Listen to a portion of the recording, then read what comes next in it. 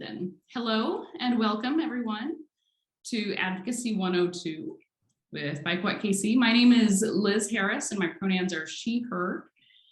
We are here tonight because decision makers need to hear from you.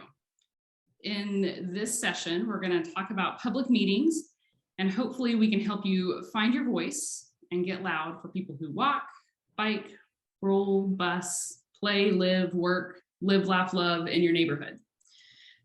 You are welcome to, and in fact, I invite you to invite yourself or introduce yourself in the chat box. If you want to connect with others in your neighborhood, you might say the area of town that you're in, or if you're with a community organization, mention that so that folks can reach out if they have questions or if they'd like to talk. We're recording tonight's session and we have the live transcription running. You can turn it on for yourself. In the toolbar for Zoom, it says either CC or live transcription. There's a button for it. We're going to keep everybody muted tonight, but not the whole time. So Michael's got a presentation, but we also really want to make this a discussion. So if you have a question, make sure you put it in the chat box. This is a meeting, not a webinar. So put your questions in the chat box or raise your hand with a little yellow hand emoji and let us know if you have something that you'd like to talk about. We also have your questions and comments that you entered when you registered.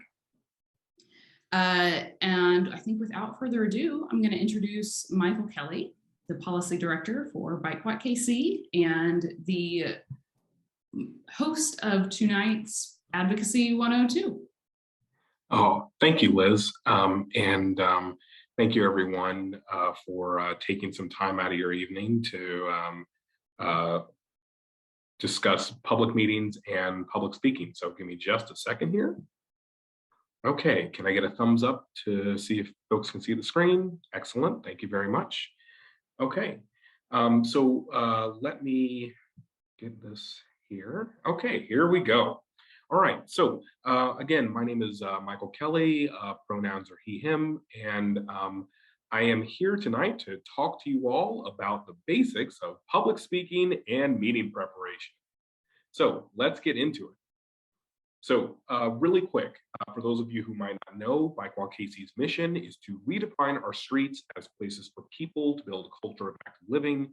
And if you want to find us on social media, just type in @BikeWalkKC wherever you tweet, post, and or otherwise share your social medias. We appreciate it. So in terms of what we'll talk about tonight, there's really four key areas that we're going to focus on. Number one is, what is the point of public meetings? Why do we meet in public spaces? How you best can prepare for those public meetings and those public spaces. What does it take to be an effective public speaker? And finally, how you can follow up with people who are involved in those meetings. So let's begin. So really quick to begin, the point of public meetings is gathering feedback before a decision is made. So a public meeting presents an opportunity to share information with people about what is going on. In the context of active transportation, public meetings often include sharing information about aspects of the built environment and what potential shortcomings currently exist. A public meeting is also a chance to gather feedback from people, either about the status quo or a potential change to that status quo. For people walking, rolling, or biking, this could be a policy plan or project which could make it easier or potentially harder to use those forms of transportation. Finally, public meetings are often, though not always, meant to produce a decision on the subject at hand. For active transportation, this typically means deciding whether or not to move forward with the aforementioned policy, plan, or project. So this is Matt, and Matt is from Blue Springs. So Matt learned that there was a plan to address traffic concerns near a local high school, but those plans didn't include good considerations for people who walk and bike. He wanted to speak up for multimodal improvements, but he didn't quite know how. So Matt reached out to Bike Walk KC for help. After pointing him in the direction of some key city documents, he got to work. Matt attended several planning meetings and spoke up for multimodal improvements, reminding appointed and elected leaders of the city's goal to become better for walking and biking. And Matt's efforts worked. The city ultimately got rid of the original plan and developed a new plan with walking and biking in mind. Matt is a perfect example of what good preparation and effective public speaking can do from an advocacy standpoint. So let's explore that further. So the first thing that we want to consider in this front is how you can prepare. What are the things that you need to consider before the meeting takes place? So when you first hear that a public meeting could be taking place regarding an issue you care about, it can be a bit intimidating to think about how to approach and prepare for it. Before you do anything, consider the following 4 questions. Number 1, what is prompting this meeting? You need to understand what is happening that has prompted this group of decision makers to meet and discuss this issue further. Number 2, what's the proposed course of action, if any? Meetings like these typically happen with the idea that something will need to be done to address the issue which prompted the meeting in the first place. Part of your job is to find out what could be done. Number 3, can you influence the outcome? Some meetings don't have the option of getting involved and helping to inform the decision made, but most do. This can be a simple yes or no. And finally, who has a stake in the outcome of this meeting? Answering this question can help to inform who you may need to meet with before the meeting to help ensure you aren't the only one asking for or speaking in favor of your position on the issue at hand. Next, beyond asking those initial questions, it can also be helpful to read through the agenda for the meeting ahead of time if it's available. In particular, look to see if you can find the following points of information. Order of events. If there are multiple items being discussed, it can help to see where your events fall in the order so you can anticipate when it will be discussed. Item to keep in mind is this. Especially with committee meetings, it is not unusual for decision makers to delay decisions on items at the meeting. Read the order, but pay attention in the meeting. Officials in attendance. Sometimes a full legislative body will decide on something. Sometimes it will just be a committee. Knowing which decision maker will be in the meeting is important so you know who to craft your testimony for. And how to provide public testimony. The rules for providing public testimony in a meeting vary widely.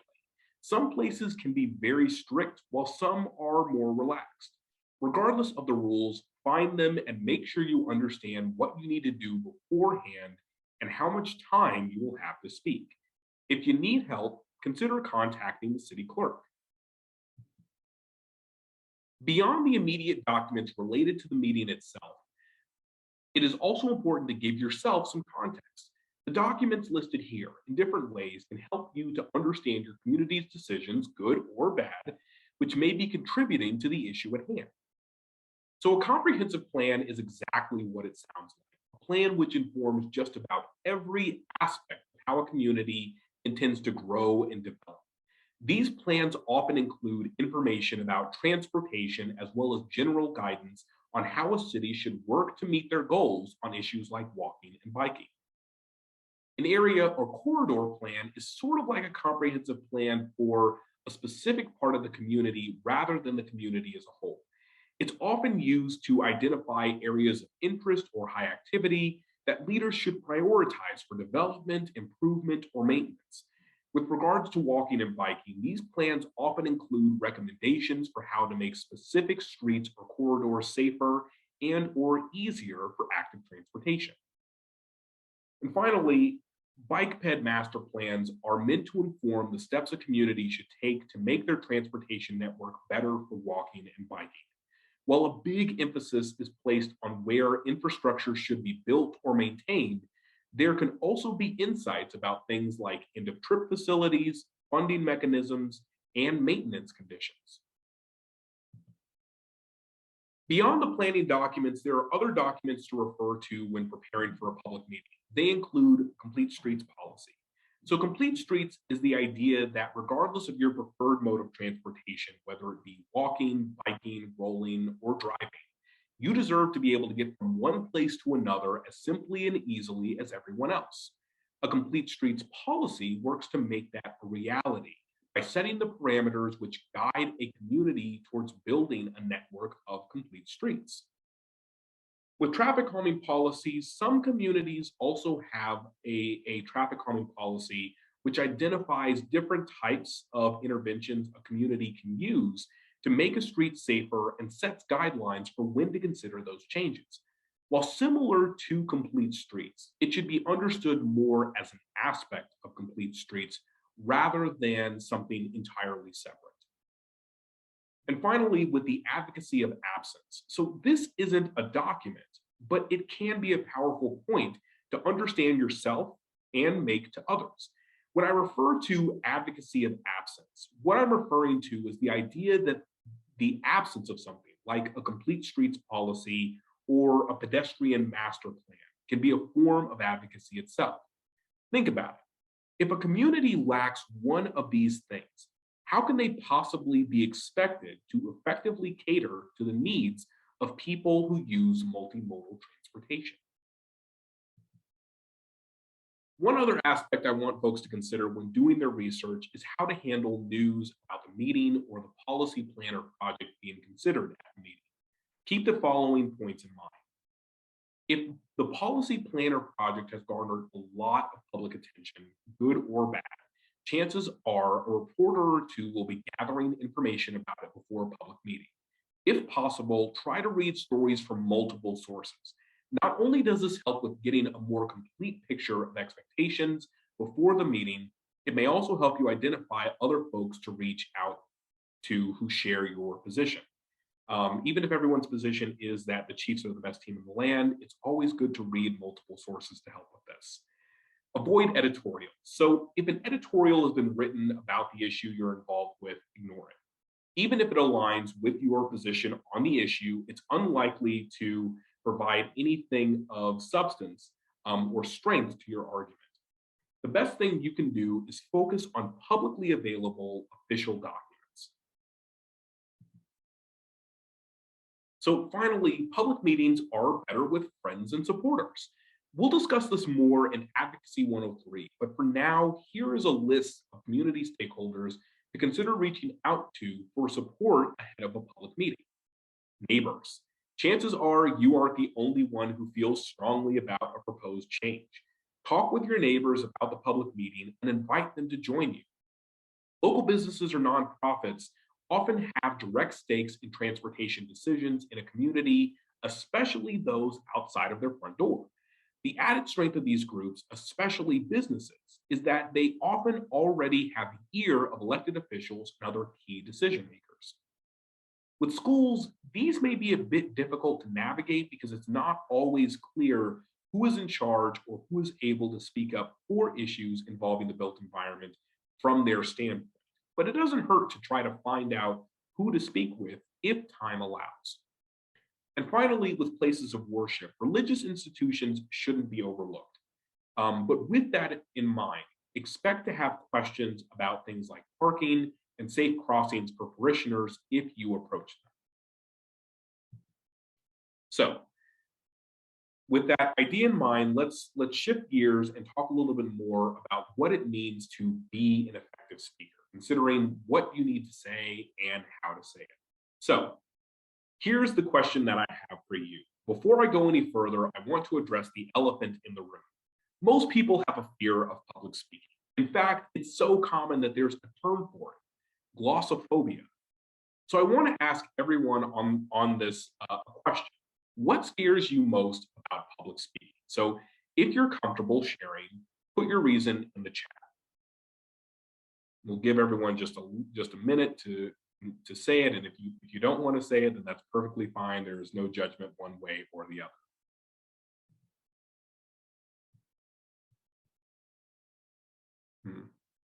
Okay. Okay.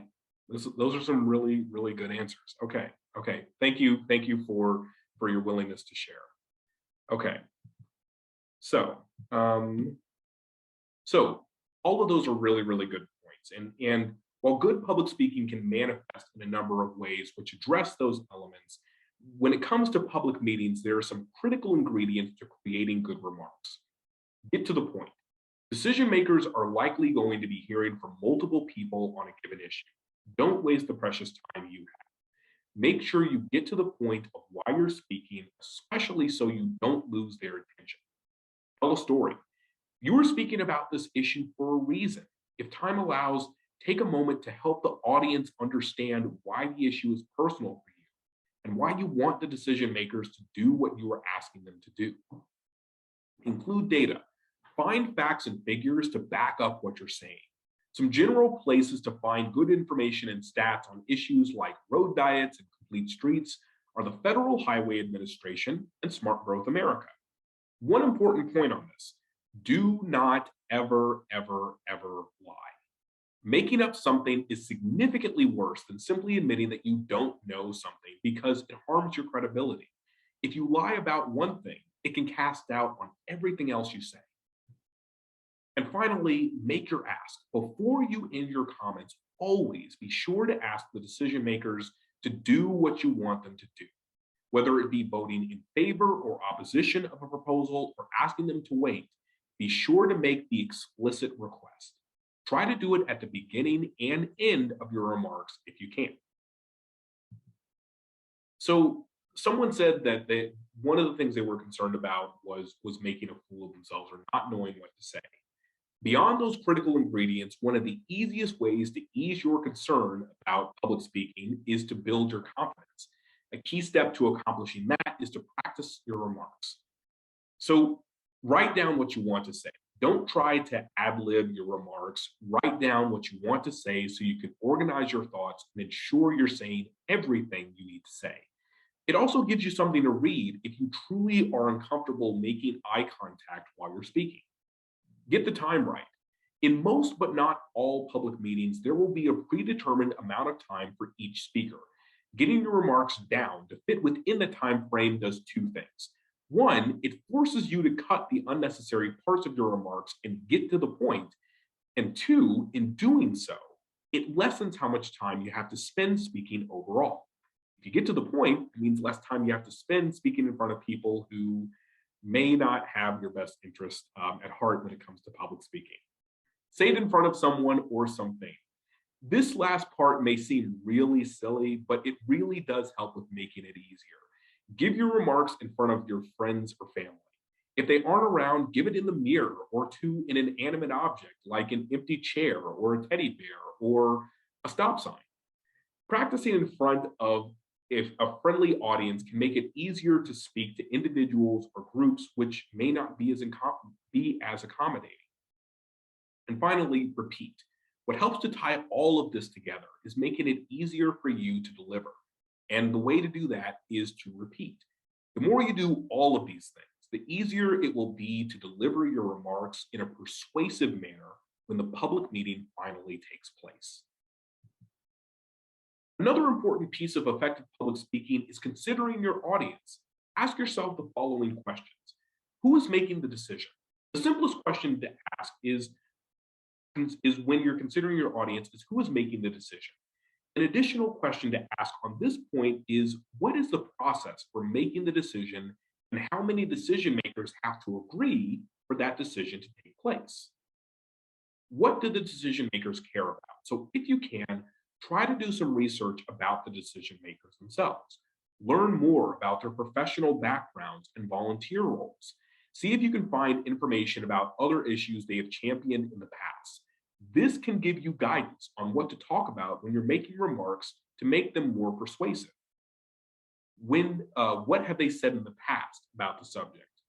Even if a decision maker has spoken negatively about the policy, plan, or project you're advocating for, try to understand why.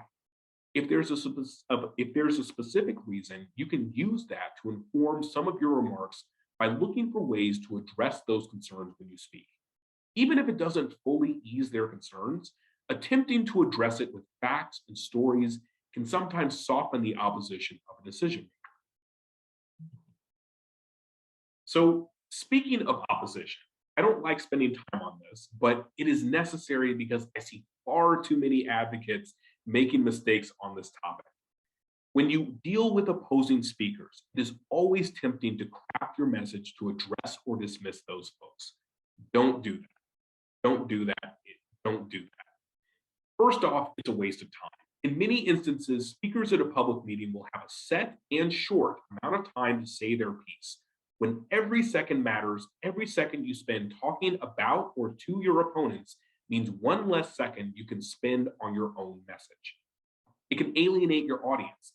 It is very difficult to talk about opponents without something coming across as insulting or dismissive.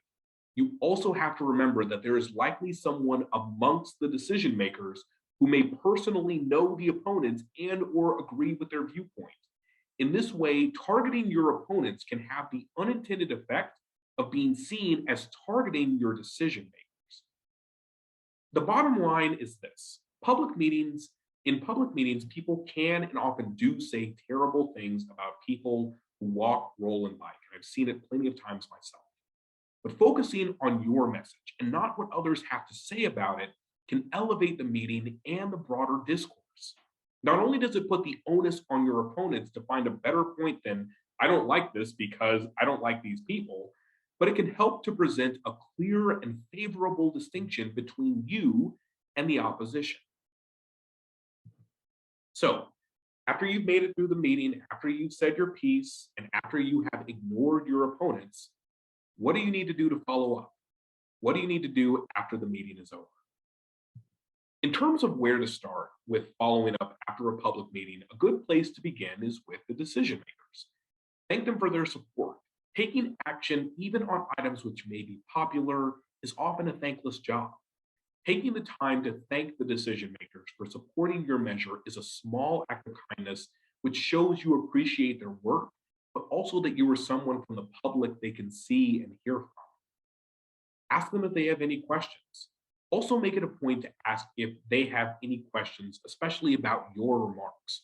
Even if you have their support, they may be able to tell you what other decision makers need or want to hear on a topic at a future meeting. Reach out to opposing decision makers. Even if they didn't support your issue, it is still helpful to reach out to the opposing decision makers.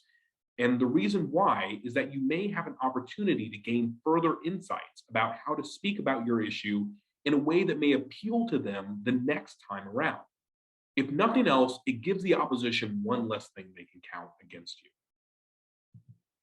Connecting with staff. So in addition to decision makers, it's also important to connect with city staff, especially ones you have cultivated relationships with who are involved in carrying out these decisions as well. Thank your champion. Public service is also a thankless job, especially for folks who may advance projects which have broad community support. As with the decision makers, take the time to thank the key staff involved in the policy plan or project you advocated for. Even after a decision is made on the issue you advocated for, there may be additional elements to consider and possibly another opportunity to advocate. On that note, if you can, try to ask if staff have heard any feedback from decision makers. That sort of information can help you to refine your remarks if you have to speak on the subject again. Encourage them to stay in contact. Finally, ask the staff to stay in contact with you. Not only does it ensure an ongoing dialogue, which helps to build a good relationship, but it can go a long way to further establish yourself as a key voice to consult on similar issues in the future. You should also make it a point to connect with partners after the meeting as well. Thank the people who joined you at the meeting. It takes time and energy to participate in a public meeting, even if everything goes to plan. Take the time to thank the people who you asked to come and who were able to do so. Give a recap to those who couldn't attend. It's also important to provide information to those who weren't able to be there. Be sure to tell them what happened and to thank them for taking an interest in the issue. And finally, if there are next steps, be sure to let partners know about them. Include dates, locations, and any additional specifics you can provide. Be sure to confirm the information you pass along beforehand so you don't have to send multiple messages.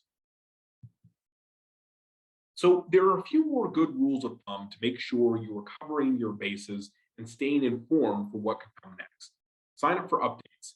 If there's a place you can sign up for more information, be sure to do that if you haven't already. Read through the meeting notes. If there are meeting notes available, take a moment to at least glance through the notes related to the item you attended the meeting for. This can enable you to confirm what all happened, but also allows you to catch something you may have missed.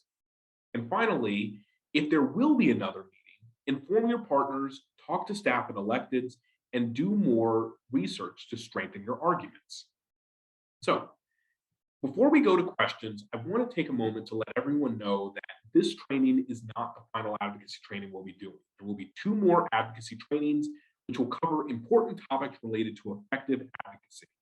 They include AT 103, how to build a coalition, where we'll cover the basics of organizing a coalition and how to mobilize support for a specific policy change, and AT 104, which will explore how advocates can work to develop and maintain effective relationships with staff and elected officials. As we said earlier, you do not need to take every single one of these trainings back to back, but they are ordered in this manner to build off of each other somewhat and inform the broader lessons of being an effective advocate. So with that, I want to thank you all again. This is my email address if you have additional questions.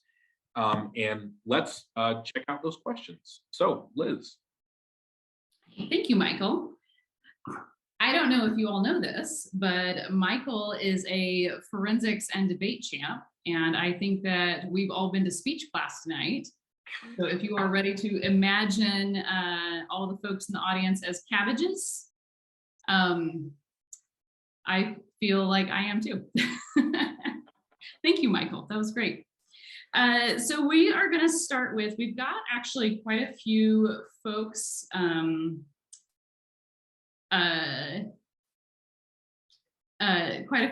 that are involved with public service or transportation advocacy, however that works.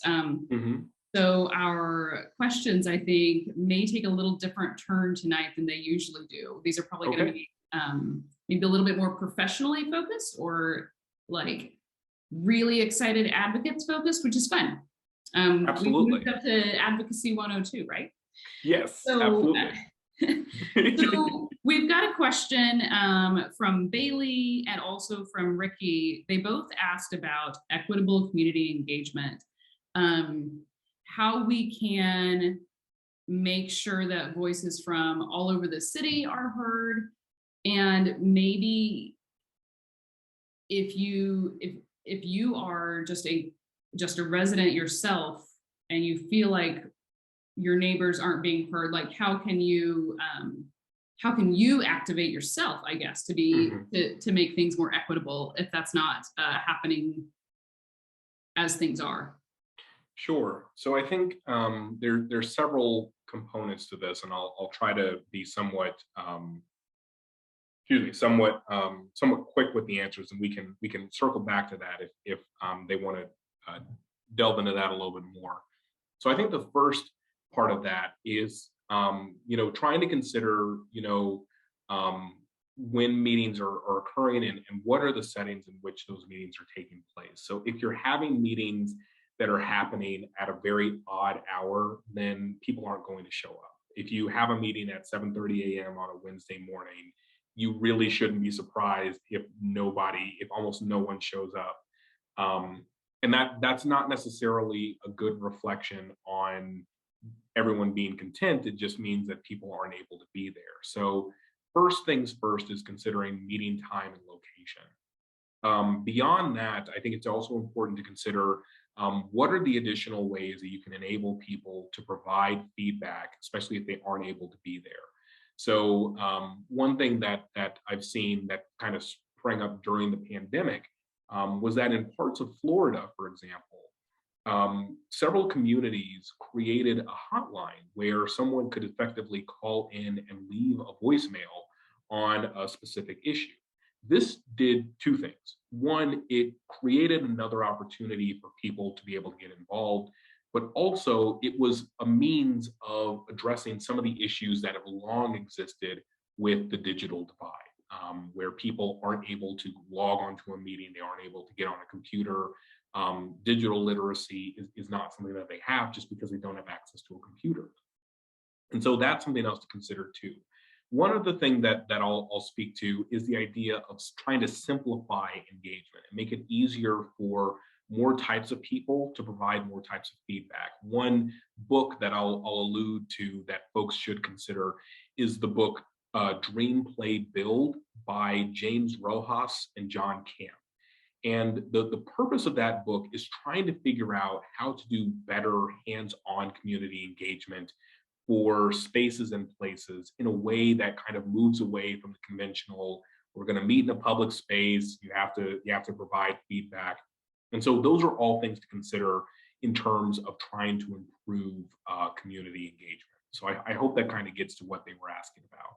Yeah, I would like to give a shout out to KCK. A few of their meetings recently that they've been doing with like the GoDot project, and also a trail project. I think it got rained out 3 times, and so maybe it never actually happened, but the Trails and Tacos, it was a community engagement event. So they were actually presenting information and seeking feedback, but it was also, they had a taco truck and a trail ride planned. And then with the GoDot, I saw that there were snacks and also activities for kids, which that's something that we try to do with our Bike Walk KC programs when we have something in person, is we try to have either kids activities, or if it's going to be a more intensive program, we try to have childcare of some sort, because we know that you can't just leave your kids at home most of the time. Right. And that's another barrier to engagement for families. Mm-hmm. Yeah. Yes. Cool. Thank you, Michael. And I think several of us attended a webinar for Dream, Play, Build, and it was incredible. The thing they talked about, I am so inspired thinking about like sensory walks. So you experience your neighborhood intuitively with, sight, sound, touch, smell, probably not taste, especially. I don't go around tasting my neighborhood, but thinking about your neighborhood in ways that you probably don't when you walk from the door to the car and then leave to go to work, right? Right. Really cool ideas in that book. I highly recommend it for both industry folks as well as just residents, because we can always, as residents, we can always talk to our city leaders about trying something new. I've got another question, and you kind of covered this. This one's from Scott. He wanted to talk about bridging the divide at public meetings, because you mentioned, and I know we've all experienced, sometimes they can be contentious, and I am a conflict avoidant person, and I don't want to be around it. So how can I guess, bridge the divide? So I think the first thing I'll say to that is if you're trying to bridge the divide, try to do it outside of the public meeting, because it something about like the chemistry in public meetings is just off. So if you know that there are people who are in opposition to something, just reach out to them. And just offer to sit down with them and be prepared to listen. I think too often times when we're trying to kind of bridge that divide, it's very much I'm listening to respond. Just listen, and be in that listening. It is okay to be inquisitive, to try to ask them to expand upon something to the point that you can fully understand their viewpoint. That's not going to guarantee that you're going to get to a point of understanding, but or compromise. But it does get you to a better point of understanding. And I think that that's oftentimes what can help us to kind of turn the temperature down, is that too often we make assumptions about what other people's motives are, why they're doing something. And really it's that they feel like they haven't been heard. And so if you can create that opportunity to be that person who hears what they have to say, that can at the very least turn down the temperature, and at best, I think it can give you an opportunity to speak about your issue in a way that addresses their concerns. So that is really great advice, Michael. Like really great.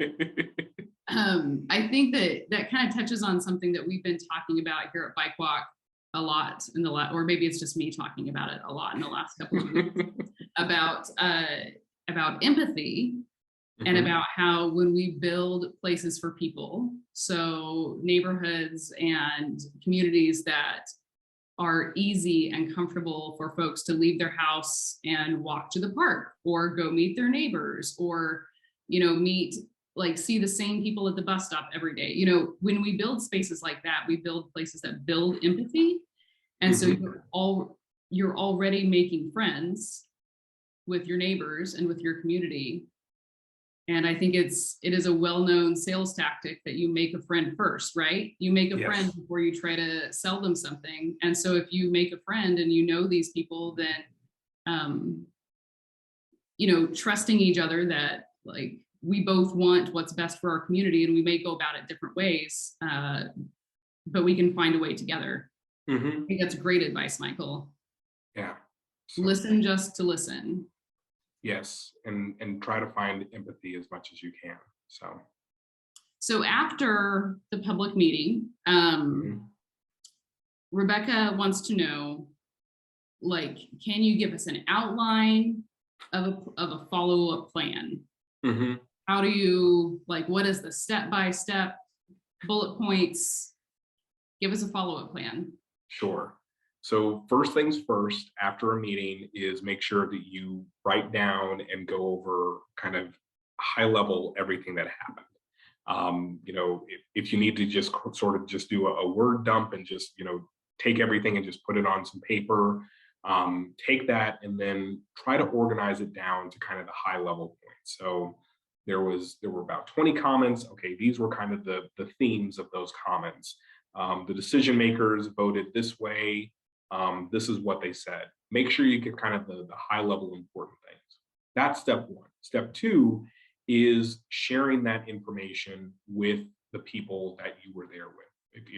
If you're fortunate, you're not going to these meetings alone, because even if things go your way, it can still be a bit of a drag. So you want to share that with everyone, and you also want to specifically share notes, because sometimes you caught something that your friend didn't catch, or your friend caught something that you didn't catch. And so you also want to share that information to make sure everyone saw everything, everyone understands, and everyone knows what is going on after the fact.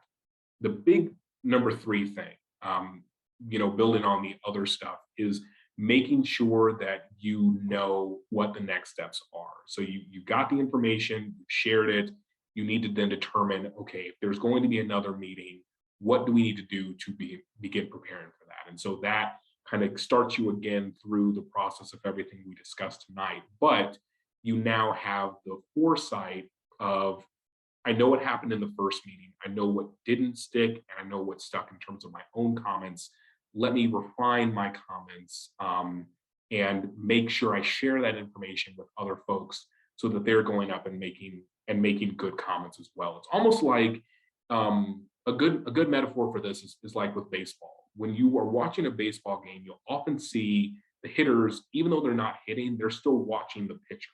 And the reason why they're doing that is because even though they're not currently up to pitch, they still want to be able to see how are they delivering that pitch? What sort of signs there might be? Is there some sort of problem with his throw that night? So that they can make better swings when they're at the plate themselves. And they'll share that information with the other players. So you kind of have to think of yourself as a hitter. I'm watching the pitches, I'm seeing what's getting through and what's not getting through, and I'm passing that information along so that the next person comes up can keep the line moving. I can always trust you to bring in a sports metaphor. I love to throw a curveball every now and again. Oh my God. Listen here, dad jokes. So, all right, so I'm going to ask one more question, and then I want to make sure that we get a chance to answer any that folks are going to put in the chat. So okay. if you're listening tonight, I hope that you go ahead and ask your questions in the chat while I'm going to ask this question slowly and allow Michael to expound upon it. So the last question is from Josh, who's here this evening. So hey, Josh wants to talk about, is tactical urbanism an effective strategy to push the city in the right direction? Your direction. I'll say your direction. It can be if you have a champion who can give you cover at City Hall. Preferably it's an elected, but a staff person can be helpful enough. Tactical urbanism, for folks who don't know, is kind of this kind of guerrilla approach to building safer streets, where you kind of do pop-up traffic calming and things of that nature, specifically for the purpose of kind of showing in a very quick way what sort of improvements there can be. The challenge, especially in the part of our region where Josh resides, is that you have very kind of ingrained institutional approaches that, we've done this for 50 years and it's worked just fine for us. And so there's likely to be pushback, especially from older folks who haven't seen that before. And so the two kind of big pieces of advice I would give to someone who's wanting to embark on that approach. Number one, start with something very, very small. Don't try to do anything too major, but do something small, but do something that can have an impact. And that can sometimes be kind of tricky to find something, well, like, is it small? Is it so small that it's not going to make a difference? Or is it so impactful that it gets negative attention? The idea is you want to try to find that sweet spot. And I think doing that, especially with the first project, is so important, because that can set the tone for whether there's support for it that grows or there's opposition that stifles. And so that is what I would say is, I think that it is possible, and make sure that you have the support of someone from the city to do it. Even though tactical urbanism very much relies on kind of doing things yourself with friends is a much better way to do it than trying to do things on your own. So I hope that that's helpful. Yeah, I think so. Lauren wants to know if the crosswalk on our opening slide was an example of tactical urbanism. I think you could make arguments one way or the other. So it was something that we had planned in advance with folks, but it still was something that people didn't really know about or know necessarily how to interact with at the beginning. So I think it can be argued, because it is something that's different. It is unconventional. So yeah, I think you could make an argument that is a form of tactical urbanism, because the idea, and it can be even more, especially if you're able to kind of build upon it and ultimately use that for some sort of long-term change. So yeah, I think that the difference on that crosswalk is, it was a DIY kind of pop-up thing, but we were working with the city. We were part of a planning cohort, so we had permission. So the city knew about it, but maybe residents, I think that we did some community outreach with that, but maybe not everybody driving through 47th Place was aware. And I think that was effective in that way. So to give an example of a similar experiment, at the beginning of the pandemic, in Kansas City, Missouri, the city did a lot of, what did they call those? Slow streets? Yes. Where a neighborhood or a block could petition to block off their street to outside traffic, to make a space where neighborhood kids could get out and enjoy fresh air and physical distancing. And I'm thinking of specifically Ryan Mott and his neighborhood. So they held on to that slow street as long as they could. And his success in this was that he got his neighbors involved. And so everybody up, he knocked on doors, everybody up and down his block, and said, this is what we want to do, and this is why, and this is the tool that we're going to use, and this is how it will affect you. Will you sign the petition with me, or will you join me in asking the city for this?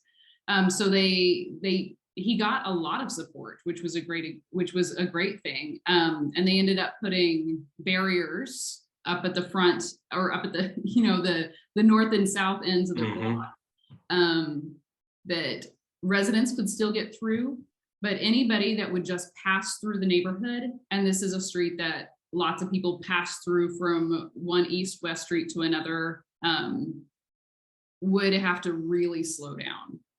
Yeah. So I think that the success for them was getting your neighborhoods in on it. Like you said, Michael, have friends. Yes. Yeah, and Lauren says parking day might be a good example too, since it's just a temporary for the day. Yeah, parking day is another way. It's a really cool way, if you're not familiar. It's a national, maybe international kind of thing. Communities organize a parking day event, and they set up installations, like art installations, in street parking, and you learn how much you can fit in a street parking space versus one car. So you could fit a car, or you could fit an entire street cafe, or you could fit, a cornhole tournament. Or a small library for children. Yeah, I think the Kansas City Public Library they roll out a whole kids library area, which is awesome. Yeah. Yeah. Oh, and then Amy shared our Complete KC DIY guide, which has a lot of fun ideas like that, that are ways to engage your neighbors, do your own community engagement, and get them involved in doing something fun like a block party, or possibly ask the city to do some traffic calming in your neighborhood.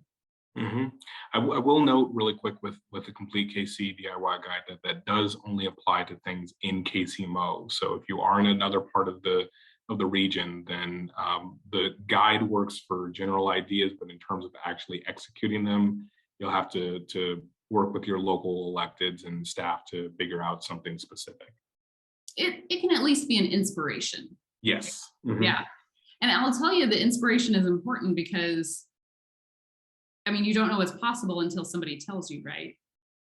Yeah. It's true. And I think that all of us, I think that's part of the beauty of these kinds of events, is that we can talk about our ideas and get ideas from each other, and grow better communities together. Yeah. Yeah. So.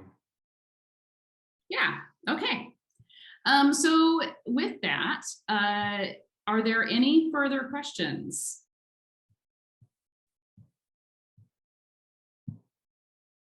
I'm going to say no, so I'm going to wrap it up, if that's okay with you guys. If you do have questions, please interrupt me and it's fine. But I want to say thank you guys for coming. Like Michael mentioned, our next advocacy training will be on July 28th. It's Advocacy 103. And what's the topic of that again, Michael? That will be building a coalition. Now that is how you win friends and influence people, right? Yes, okay, absolutely. Great. So I will send out an email tomorrow that will have the links that we shared tonight, as well as some additional resources. And I'll include the video from Advocacy 101 if you missed that. We don't have registration set up quite yet for Advocacy 103, but I will send it out when I have it up. Yeah. I want to thank you guys all for coming tonight. You showed up because you believe in a brighter future for this region, and we do too. We want frequent, reliable bus rides to work. We want easy walks to the grocery store because we are going on a bike ride to a family picnic at the park this weekend. We want all of these things, but it doesn't have to be a dream. That's the exciting part, is this does not have to be just a dream. With your help, Bike Walk KC, we together, we can claim that future and make it a reality. If you are not yet a Bike Walk KC member, I invite you to be one, because we are redefining our streets as places for people. All the things that we were talking about tonight, cooperation, collaboration, to creating a brighter, more delightful future for all of us. Advocacy makes the dream happen. It is a team sport and it is a contact sport. our little slogans. Thank you all for joining us tonight. I will send you that email, and happy Bike to Work Day tomorrow. I hope you guys all, if you don't bike to work, I hope you get out in the beautiful, cool weather that we're going to experience. One last day of spring. Thanks, everyone. Thanks, everyone.